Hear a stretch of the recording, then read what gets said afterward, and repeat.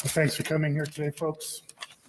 I think some of you here, or most of you here last Friday, we announced a series of increased efforts on our part to reduce, if not eliminate, the full demonstration in the safest, most effective, and lawful manner possible.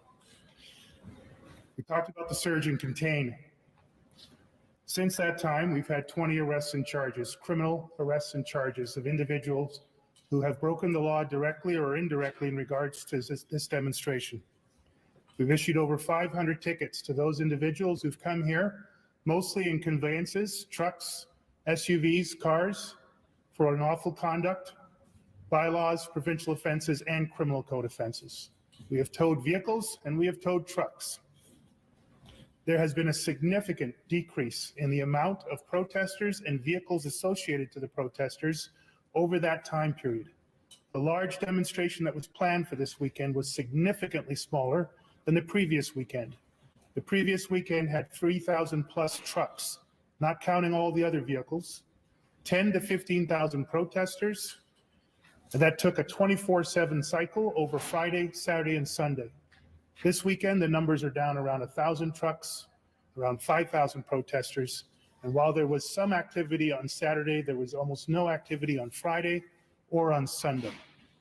That is in direct reaction to our stepped up enforcement, our surge and contain, and our aggressive intelligence and investigation operations that have been taking place over the last 4 days and will continue until the end of this demonstration.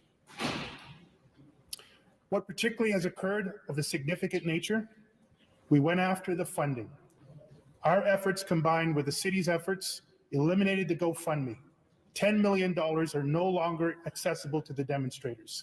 There are other funding avenues that we continue to aggressively go after through intelligence, information, coordination with financial institutions, and all 3 levels of government. We will be relentless in pursuing the funding that has enabled this demonstration to continue to this point.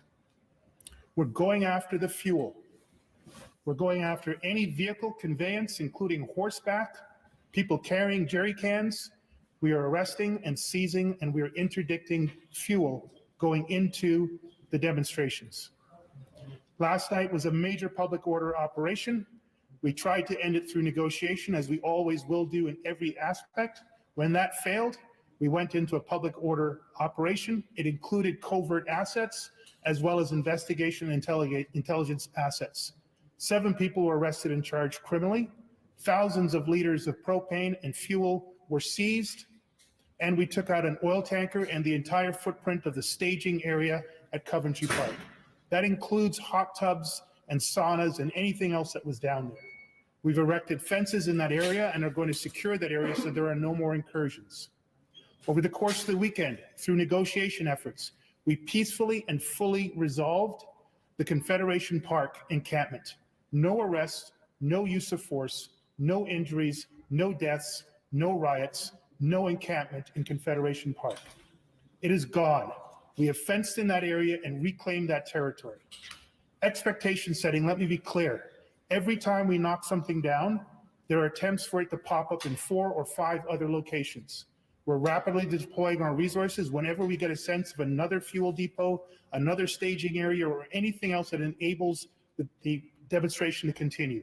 We send resources in there, we reclaim that property, and we allow ourselves to get incremental advancements towards the end of the demonstration.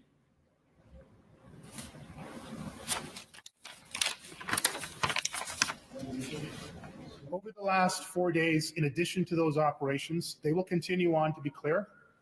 We have been seeking additional resources provincially and federally, and of course, municipally. We've been working very closely with City Manager Steve Kanalakis, the Mayor's Office, and our board in order to seek additional funds. There is a formal request that will be sent to the Mayor's Office in the next hour, requesting a significant increase in police resources, civilian resources, as well as requests for significant increases for bylaw offenses, fines, and other enabling orders of government to allow us to more fully and effectively and quickly, as well as lawfully and safely, end this demonstration. We are turning up the heat in every way we possibly can within our operations and enforcement, as well as in our engagement of all 3 levels of government. Every available Ottawa Police Service officer has been working for the last 4 days. Let me repeat, we have canceled days off. There is nobody on a day off getting rest over the last 4 days. Some officers are on their 14th day straight of 12 hours in a row during the coldest snap in Ottawa in the last 10 years, working outside continuously. No officers are on days off. Everyone has been working. We are stretched to the limit, but we are 100% committed to using everything we have to end this demonstration. We cannot do it alone. That is why I have been advocating for all 3 levels of government to bring whatever they can bring to bear on the permanent, sustainable, lawful, safe resolution of this demonstration. The OPP, the RCMP, at least 7 different municipal police agencies have embedded their officers within our incident command structure. That has allowed us to get the relief we need to move Ottawa police officers into the aggressive mode that you have seen over the last 4 days. We need more. We are grateful for what they have provided, but we need more. We are advocating for more levels of government to do more things around provincial, interprovincial, and national strategies to address what is happening here in the nation's capital. We'll be speaking to Council within the next hour to lay out the resource requests that we asked the Mayor to send to the Provincial Solicitor General and to Public Safety Canada to significantly increase our resources so we can significantly escalate our enforcement and interdictions in and around the demonstration sites. Let me be very clear about one thing. As hard as we have worked and as much as our people are on the breaking point, the community has worked as hard or harder and are closer to their breaking point. The stories coming to me are breaking my heart. I have my own officers who live in and around those areas, and they and their children have not been able to sleep. They and their children have not been able to go to school. This is crushing for those residents and their businesses. It has to stop, and we are doing everything we can possibly do to stop it. We need more help. We're asking for that help. We're starting to receive that help, but we need more to get this done. Last but not least, I want to thank the members of this police service, every single one, civilian or sworn, frontline or executive. We have been 100% full out on this for the last 10 days straight, and we will not rest until it's done, but we need more help. I thank the frontline men and women who've been out there in sub 30 degrees Celsius temperatures for 12 hours straight. I thank our communications operators who've been receiving hate and threats all day long, 24/7.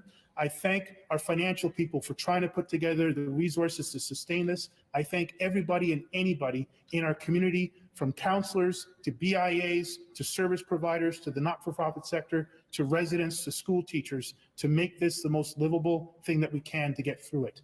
We cannot do it alone. We have not been doing it alone, but we are making real strides, and we will continue to aggressively pursue that in every aspect going forward. Thank you very much, and I'd love to take your questions. What would take 10 days? The protesters said, we're week 2 here.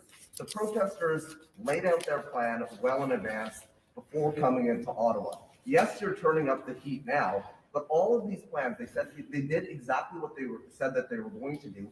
And a lot of Ottawa residents say this is a failure of the Ottawa police, and ultimately the responsibility lies with you. Why is this all happening the second week into the game?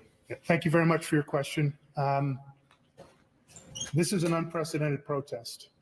I'm not aware of anybody who has any experience in managing large-scale demonstrations, whether they be a police officer or whether they be a public official, who has not already gone on record stating very clearly this is an unprecedented protest, never seen in Canada, and I've heard from colleagues around the world, very rarely have they ever seen anything like this. So I'll just finish answering the question. Thank you. So yes, there were certainly indications around which this would be a demonstration. All of our negotiations with the core convoy stated that they would be here on Friday and they would leave on Sunday. Those negotiations were well in place days in advance before they came. While there were fringe elements that said everything from insurrection through to negotiation, our core negotiations were a demonstration for 3 days in the nation's capital and the return of those vehicles and demonstrators to the parts of Canada they came from. That is what we planned for. That is what we executed. There was a success around containing that. As it turned into more than a demonstration, we have pivoted, and we pivoted immediately. We needed more resources to deal with an occupation than with a demonstration. I have worked continuously 18-hour days to get those resources. Our partners have started to bring those resources to bear. And as they come in, and as we reduce the size of the footprint that has been in place for the last 10 days, we redeploy those resources. Now we can go on the offensive. That's what we've been doing to great effect. Just to follow up, just for clarification though, Chief, are you saying that the Ottawa police were caught off guard, that the protesters stayed as long as they stayed? So the Ottawa Police Service have been able to quell the large demonstration that came in. As it's turned into an occupation, we've been able to pivot and get the resources to go on offense to remove that occupation while still managing the elements of the demonstration. We have seen the challenges to our neighborhoods and our businesses. We've seen the challenges to our officers in delivering on that. We are making significant progress since we've made that pivot over the last 4 days. We need more resources to drive those successes even further, and we need more levels of government to play their role in the overall sustainable end to this demonstration. Chief, why did it take 10 days for the Ottawa police to start confiscating fuel from the protesters? I'm not sure that's an accurate statement. We have been. It is though, Chief, at no point in time. Thank you very much for your question.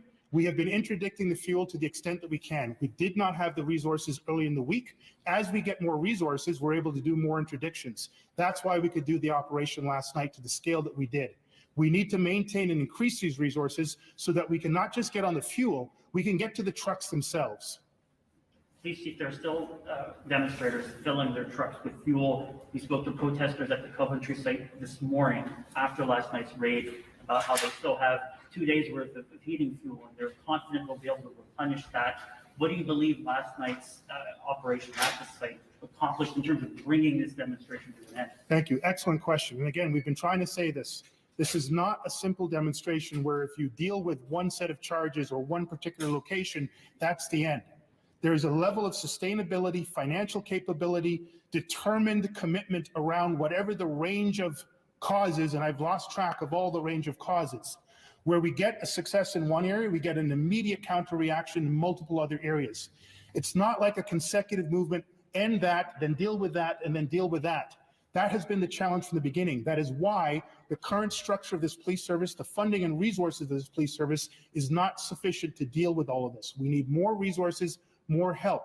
With what we've got, we've made significant impact, but we're going to need a lot more to really get on top of this situation. Chief, you keep mentioning more resources. The chief actually has to go to prep for the police service board. I'll take it. I'll take this question. Thank you very much. And then that'll be. Thank you. Exact resources you need to get to put an end to this. How are you going to get That letter is being drafted to the mayor. I'm sure it'll become a very public document very soon. I'm sending it to the mayor. He will be sending it to the Solicitor General and then on to Public Safety Canada. We've had meetings as of this morning with those two levels of government. They know what is coming their way. They will have it within the next hour. Those discussions will continue on, no doubt, this evening. Should that have been sent last week though? We've been making requests since before they arrived in town. We've been receiving resources as everyone gets an understanding of the level that we've needed. But we're not going incremental anymore. We're asking for a major push of resources to come in the next 72 hours. Thank you very much, folks. Thank you. Questions from 4 reporters. Really, that's it? Okay. Can you repeat his question? Le tout? No, not exactly, but what is impact? What does the police do? Qu'est-ce que la police demande? Tu veux-tu que je redise? Oui, je vais essayer de le trouver.